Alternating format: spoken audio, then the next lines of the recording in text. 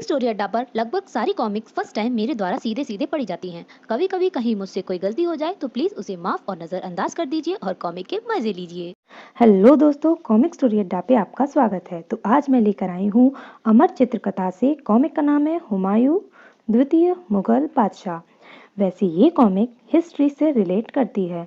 तो चलिए टाइम ना वेस्ट करते हुए आप लोग चैनल को कर लीजिए सब्सक्राइब और अब बढ़ते हैं सीधा अपनी कॉमिक की तरफ। और हमारी कॉमिक का नाम है हुमायूं द्वितीय मुगल बादशाह।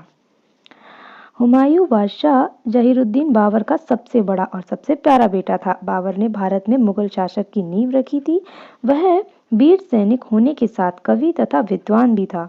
ये सब गुण उसके बेटे हुमायूं में भी थे। वह जैसा योद्धा था वैसा ही हंसमुख, उदार और दयालु था। कितना विशाल उसका हृदय था, इसका एक प्रमाण तो यही है कि उसने बार बार अपने भाइयों और तुर्क सरदारों के अपराधों को क्षमा किया। वैसे तो हुमायूं का अर्थ है भाग्यशाली, परंतु मुगल बादशाहों में सबसे अभागा हुमायूं ही था। अपने शत्रुओं की चालाकी और ताकत से वह पार नहीं पा सका। उत्तर पश्चिम में उसके भाई कामरान ने बार बार उसके साथ धोखा किया। पूर्व में शक्तिशाली शेरशाह और उसके अफगान साथियों ने हुमायूं की नाक में दम कर रखा था। दक्षिण पश्चिम में बहादुर शाह अपनी आकांक्षाओं को पूरा करने की जुगत करता रहा। इस प्रकार अपने शासनकाल में हुमायूं को कई विद्रोहियों का सामना करना पड़ा और कई बार वह पराजित हुआ और राज्य में अराजकता फैली। उसका सबसे बड़ा कारण यह था कि हुमायूं में दृढ़ता नहीं थी। उसे अफीम खाने का शौक था और वह हंसी खुशी का जीवन जीना चाहता था। हुमायूं ने किस प्रकार अपना राज गंवाया और फिर से जीता, यह कहानी उतना ही दिलचस्प है जितनी कि बाबर की वीरता की कहानी। हुमायूं ने जो सफलताएं पाई उन्हीं पर अकबर ने मुगल शासक के स्वर्णकाल की इमारत खड़ी की। तो चलिए अब आगे बढ़ते हैं अपनी कॉमिक की तरफ। काबुल के किले में 6 मार्च 1508 की रात को बाबर और माहम बेगम के पहला बेटा पैदा हुआ। जी, इसका नाम हुमायूं रखेंगे। हुमायूं जब 18 वर्ष का हुआ, बेटे कल हम हिंदुस्तान पर कूच करेंगे। उस मुल्क पर हुकूमत करूं, यही मेरी सबसे बड़ी तमन्ना है। लेकिन अब्बाजान, यह मुकाबला बड़ा बेजोड़ होगा। सुल्तान इब्राहिम लोदी के पास 80,000 की फौज है और आपके पास सिर्फ 12,000 की। अल्लाह ने चाहा तो फतह हमारी होगी। अगले दिन सुबह ही बाबर अपनी ताकत आजमाने निकल पड़ा। हिंदुस्तान पर यह उसका 7वां हमला था। इब्राहिम लोदी से लड़ाई छेड़ने के ठीक पहले, हुमायूं, दाएं बाजू दस्ते की कमान मैं तुम्हें सौंपता हूँ। मैं कोई कसर नहीं रखूंगा अब्बाजान। उसी समय इब्राहिम लोदी के डेरे में भी मंत्रणा हो रही थी। इस लड़ाई में हिंदुस्तान की किस्मत का फैसला होगा। हुजूर, हमारी फौज बहुत बड़ी है और बड़े जोश में है। फतह हमारे कदम चूमेगी। 21 अप्रैल 1526 को पानीपत के मैदान में दोनों फौजों का सामना हुआ। दोपहर होते होते इब्राहिम खेत रहा और उसकी फौज के पांव उखड़ गए। लड़ाई के बाद शानदार फतेह अब्बाजान, तुम खूब लड़े बेटा। फिर हुमायूं ने आगरा जीता। बाबर वही आकर उससे मिला। ग्वालियर के राजा ने एक हीरा तोहफे में पेश किया है अब्बाजान, उसे तुम ही रखो, मेरी तरफ से तुम्हें इनाम। 4 बरस बीत गए। हुमायूं अपनी जागीर संभल में रहता था। एक दिन बाबर को बड़ी बुरी खबर मिली। बेगम शहजादा हुमायूं सख्त बीमार हैं, उन्हें फौरन यहाँ लाना होगा। महम खुद जाकर अपने पुत्र को राजधानी ले आई। यह तो वक्त ही बताएगा जहाँपनाह, अच्छे तो हो जाएंगे। इलाज अच्छे से अच्छा किया गया, लेकिन हुमायूं की हालत बिगड़ती ही गई। मेरे बेटे को जिंदा रहना है, कुछ भी हो इलाज कीजिए, उसे बचाइए। हम हर कोशिश कर रहे हैं जहाँपनाह, आगे अल्लाह ताला की मर्जी। रियाया अपने प्यारे शहजादे के स्वास्थ्य के लिए प्रार्थना करती थी और बाबर अपने बीमार बेटे के पास बैठा रहता था। एक दिन सुबह, जापना, कोई फकीर आपसे मिलने आया है, शायद वे इलाज कर दें, यही ले आओ। जापना, शहजादे का हीरा नजर किया जाए तो शायद खुदा उसे आपके बेटे के बदले कबूल कर ले। हीरा तो हुमायूं का है, नजर तो मेरी तरफ से होनी चाहिए। फकीर के जाने के बाद क्या चीज नजर करूं? अपनी दौलत, सल्तनत? नहीं, दौलत और सल्तनत से भी कीमती चीज मेरी जान है। या अल्लाह, तुझे जिंदगी के बदले जिंदगी कबूल हो, तो हुमायूं की जान के बदले बाबर की जान तेरी नजर है। बाबर ने अपने बेटे के पलंग की 3 परिक्रमाएं की। परवरदिगार, मेरी जान ले ले और हुमायूं को बख्श दे। यकायक, तूने मेरी सुनवाई कर ली। मेरे अल्लाह, मेरे बेटे की जान बख्श दी तूने। हुमायूं उसी दिन से अच्छा होने लगा, लेकिन बाबर बिस्तर से लग गया और 2 महीने बाद, मैं चाहता हूँ कि मेरा वारिस हुमायूं ही हो। तुम लोग वादा करो कि हुमायूं के वैसा ही वफादार रहोगे जैसे मेरे हो। वादा करते हैं जापना। हुमायूं, यह सल्तनत और नाते रिश्तेदार सब तुम्हारे हवाले। भैया से भी कभी लड़ाई मत करना, उन पर मेहरबानी रखना। यकीन रखिए अब्बाजान। और कुछ दिन बाद शाहजहां खुदा को प्यारे हो गए। हुमायूं तख्त पर बैठा। आपकी हुकूमत में दुनिया में अमन चैन रहे। बाबर की मृत्यु का समाचार पाकर उसके अन्य पुत्र कामरान, अस्करी और हिंदाल तुरंत दिल्ली आए। अब्बा की सल्तनत में हमारा भी हिस्सा है। इनकी बात मानने से सल्तनत बिखर जाएगी, लेकिन अब्बा हुजूर की आखिर ख्वाहिश थी कि इन पर मेहरबानी रखूं। हुमायूं स्वभाव से ही उदार था। उसने अपने लालची भाइयों को उनके हक से ज्यादा दिया। तुम सबको रियासतें मिल गई हैं, अब जरूरत इस बात की है कि अपनी सल्तनत की हिफाजत के लिए अफगानों को कुचल दें। हम हर तरह आपके साथ हैं भाईजान। हर एक दिन हुजूर, शेर खां के तख्त अफगानों ने बंगाल में बगावत कर दी है। शेर खां ने चुनार पर कब्जा कर लिया है और कहता है कि किस्मत ने साथ दिया तो हमें हिंदुस्तान से निकाल कर बाहर करेगा। ये अफगान बहुत सरकश हो गए हैं। चुनार पर हमले की तैयारी करो। 3 महीने चुनार पर घेरा पड़ा रहा। यह शोर कैसा है? कोई फकीर है, कहता है आपके नाम खत लाया है और आपसे मिलना चाहता है, उसे यहाँ भेज दो। यह तो राजपूत है। क्या काम है मुझसे? जहांपना, चित्तौड़ की रानी कर्मवती ने यह पत्र आपके लिए दिया है। राखी? राजा हुमायूं, चित्तौड़ को गुजरात के बहादुर शाह से बचाने के लिए आपकी बहन ने आपकी सहायता चाहिए। आपकी बहन को आपकी सहायता चाहिए। कर्मवती। हिंदू शहजादी ने भाई कहकर मुझे इज्जत दी। आड़े वक्त मैं उसे उसकी मदद करनी होगी। हुमायूं ने तुरंत सलाहकारों को बुलाया। मुझे फौरन चित्तौड़ जाना है। और उसी समय शेर खां का खत आया है जहांपना। मैं जहांपना का गुलाम हूँ। चुनार मुझे बख्श दे, मैं हमेशा आपका वफादार रहूंगा। शेर खां। चुनार छोड़ना ठीक नहीं होगा जहांपना। शेर खां खतरनाक आदमी है, लेकिन मुझे अपनी बहन रानी कर्मवती की मदद को जाना है। शेर खां की अर्जी मंजूर है। कुछ फौज चुनार में छोड़कर हुमायूं चित्तौड़ चल दिया, पर वहां पहुंचने से पहले जहांपना, चित्तौड़ जाता रहा। रानी कर्मवती ने जहर खा लिया है। माफ करना बहन, मैंने देर कर दी। बहादुर शाह को सजा मिलेगी। तभी उसका जासूस खबर लाया। बहादुर शाह चित्तौड़ से भाग गया। कहाँ? चंपानेर। तो चंपानेर पर कूच करो।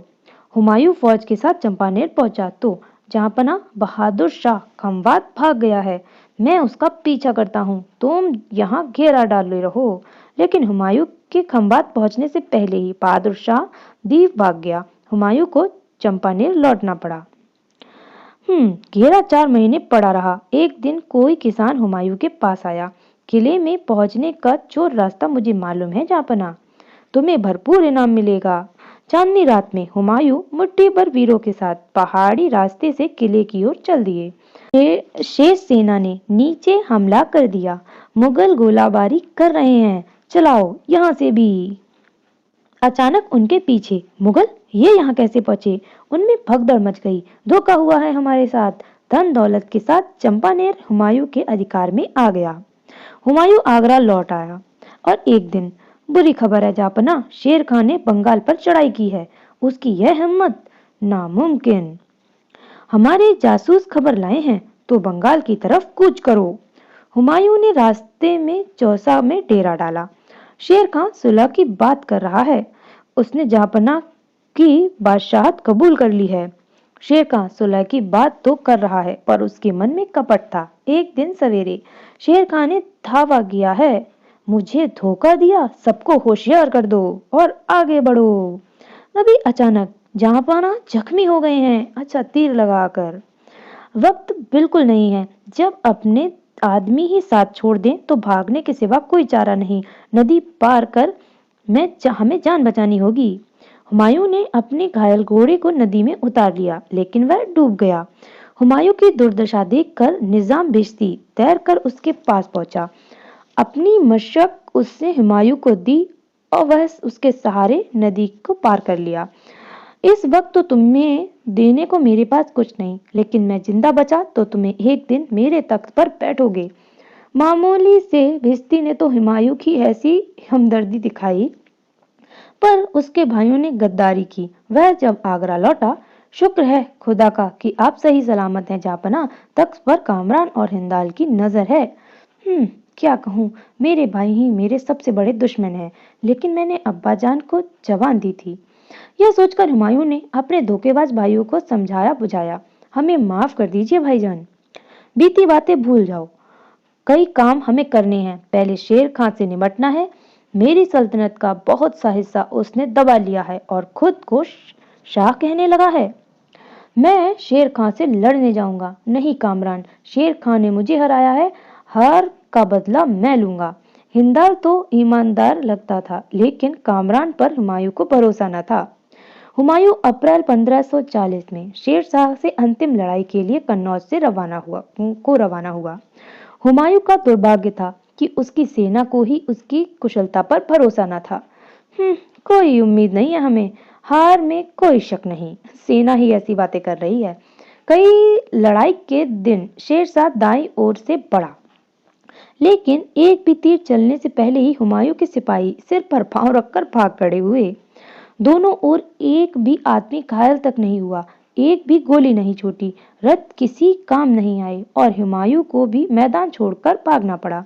शेरशाह के सिपाहियों ने उनका पीछा किया। उसने पातर में हिंदाल की शरण ली। मैं बगैर सल्तनत का सुल्तान हूँ और बेघर इंसान हूँ। मेरा सब कुछ आपका है भाईजान। उसी रात खाने के समय, वह हसीना कौन है? मेरी उस्ताद की बेटी हमीदा बानो बेगम।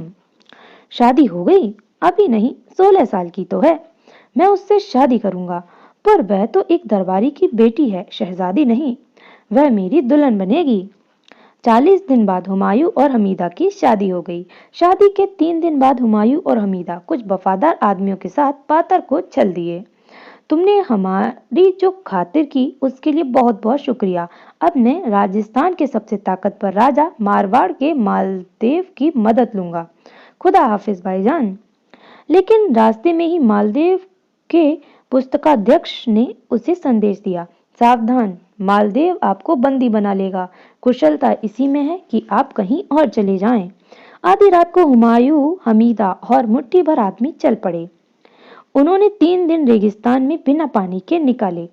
कई मुसीबतें झेलने के बाद हुमायूं, हमीदा और केवल 5 आदमी अमरकोट पहुंचे। यही उन्हें आना था। राजा ने स्वयं आकर उनका स्वागत किया। अमरकोट में स्वागत है जापना। गर्भवती पत्नी को अमरकोट में छोड़कर हुमायूं ने जून पर चढ़ाई की। कुछ दिनों बाद ही वह अमरकोट से सूचना आई, मुबारक हो जापना, मालिका हमीदा बानो बेगम को शहजादा हुआ है। अल्लाह का करम है, उनका नाम जलालुद्दीन मोहम्मद अकबर रखेंगे। इस वक्त तो इस खुशी में हम तुम्हें यह कस्तूरी ही दे सकते हैं। खुदा ने चाहा तो एक दिन इस शाहजादे की शोहरत सारी दुनिया में ऐसे ही फैलेगी जैसे इस कस्तूरी की खुशबू आज हवा में फैली है। हुमायूं ने जून जीत लिया और मलिका वहां आ गई। अकबर मेरा बेटा 9 महीने बाद जब जून छोड़कर कभी यहाँ कभी वहां जाने लगा, एक बार वह मुस्तुग में था। इसके शाह तहमस्प से मदद क्यों न ले, बड़ी शान है उनकी। ठीक कहते हो तुम। सर्दी का मौसम था। बेवफा हस्करी पीछा कर रहा था। हुमायूं अकबर को वहीं छोड़कर भाग गया। बच्चा सर्दी नहीं रह सकेगा, मुझे यकीन है अस्करी इसे नुकसान नहीं पहुंचाएगा। फारिस जाते हुए, सब जम गया है। ओह, पानी आनी सब जम गया।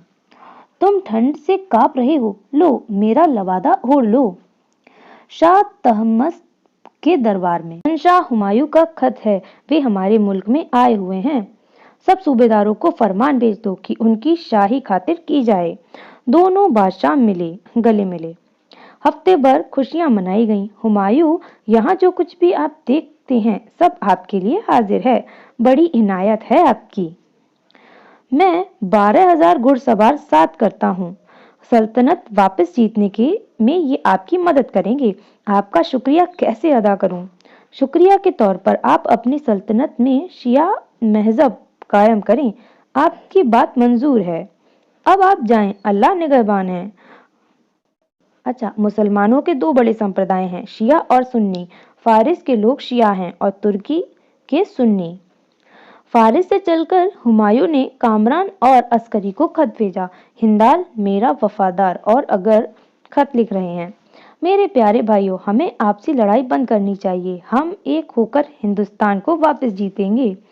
इसमें इसके मंसूबों को खत्म करना होगा। अस्करी, मैं तुम्हारे साथ हूँ। कामरान, हुमायूं के दरबारियों ने उनकी योजना का पता चल गया। ये भाई नहीं, बादशाह सलामत के दुश्मन है। कंधार पर हमले की तैयारी करो। हिंदाल हमारा साथ देगा। कंधार पर 3 महीने घेरा पड़ा रहा। अस्करी ने भागने की कोशिश की, लेकिन पकड़ा गया। अस्करी, मैं तुम्हें हज करने मक्का भेज रहा हूँ। मुझे सजा मिलनी चाहिए थी। आपका एहसान है जो मेरी जान बख्श दी। हुमायूं ने अब कामरान की तरफ ध्यान दिया। हमला करने से पहले खून खराबा ना हो तो अच्छा। कामरान को कहलवाओ कि आकर सुलह कर ले। जो हुक्म जापना। पर कामरान ने बड़ी ही नीचता दिखाई। अकबर उसके पास था। शहजादे अकबर को उसके बाप की गोलियों के सामने रख दो। लेकिन अकबर की आया माहम आंगा ने उसको बचा लिया। कामरान भागा, हिंदाल उसका पीछा किया। उन दोनों की लड़ाई में हिंदाल काम आ गया। मुझे बड़ी खुशी है कि मेरी जिंदगी बादशाह सलामत के काम आई। शहंशाह हुमायूं जिंदाबाद। हुमायूं के डेरे में, शहजादा हिंदाल आपके लिए कुर्बान हो गए मां जहांपना। हिंदाल ही एक भाई था जो मेरा ख्याल रखता था और वह भी चला गया। कुछ देर बाद जहांपना शहजादा कामरान कैद कर लिए गए हैं। गद्दार को फांसी दी जाएगी। मेरी अक्ल तो यही कहती है, लेकिन दिल इजाजत नहीं देता। हुकूमत के मामलों से भाई की मोहब्बत का कोई सरोकार नहीं। इसे जिंदा रहने दो, पर दोनों आंखें फोड़ दो ताकि सल्तनत का कोई नुकसान न कर सके। अपने दगाबाज भाइयों का निपटारा करके हुमायूं हिंदुस्तान को फिर से जीतने की कोशिश में लगा। उत्तर पश्चिम के सूबे जीतने में कोई कठिनाई नहीं हुई। हुमायूं की जीत का समाचार पाकर शेरशाह का पोता सुल्तान सिकंदर सूर 80,000 घुड़सवार फौज, हाथी और तोपखाना लेकर सरहिंद की ओर बढ़ा। हुमायूं ने अकबर को उससे लड़ने भेजा। अफगान बुरी तरह हारे और सुल्तान सिकंदर मैदान छोड़कर भाग गया। हुमायूं की चौसा और कन्नौज की हार बदला चुक गया।